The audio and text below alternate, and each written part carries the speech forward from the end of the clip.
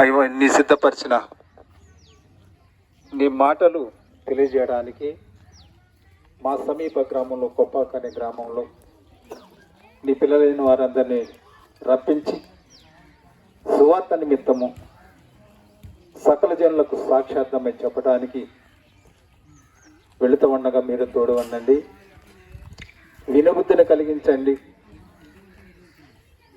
నీ కుమారుడైన యేసుక్రీస్తు వారు భూమి మీదే సంచరించిన కాలంలో సమీప గ్రామంలోనికి వెళ్ళి సువార్తను ప్రకటించుదాము రండి, ఇందు నిమిత్తమే కదా నేను భూమి మీదకి వచ్చాను అని చెప్పారు.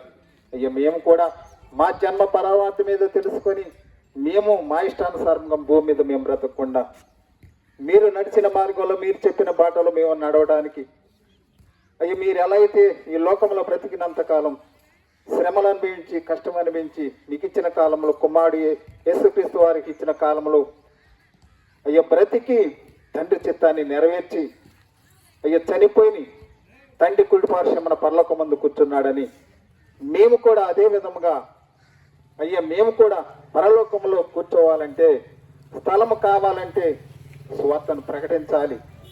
పని చేయకుండా ఫలితం లేదని అయ్యా సువార్త పనులు పిల్లలందరూ వచ్చి అయ్యా సహకారంలో ఉన్న వీరందరినీ జీవ గ్రంథంలో రాస్తారని మీరు చెప్పిన మాటలు మేము చెబుతా ఉండగా మీరు తోడు ఉండండి.